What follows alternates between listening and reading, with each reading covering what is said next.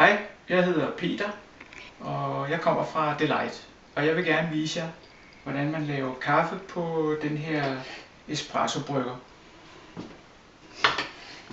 Først skiller jeg den ad her på midten, og som I kan se, så har der været lavet kaffe på den før, så jeg starter med at tømme kaffegrumset ud. Jeg lige vende, så I kan se, hvad jeg laver.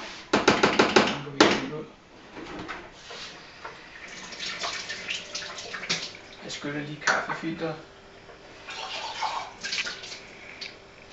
Så fylder jeg vand i beholderen her.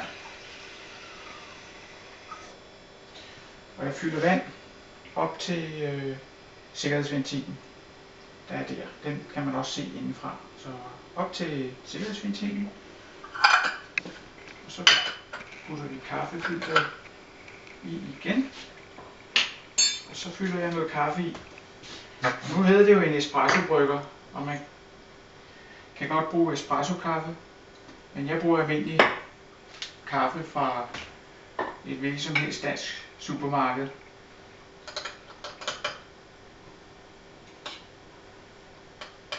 Så man kan bruge alt muligt kaffe, hvad man nu kan lide af kaffe. Så er den fyldt op, og jeg kigger lige her. Det her filter her, det kan man også lige skylle.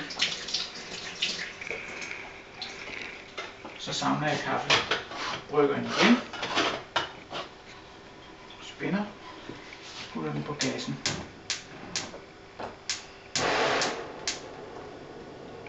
Sådan.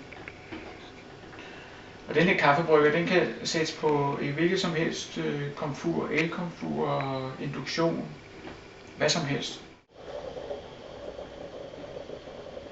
Nu kan I høre, at den bobler. Nu står den og bobler, så er kaffen klar. Så slukker jeg. Den her espresso-brygger, det er en 4-koppers model. Den brygger cirka 2 dl.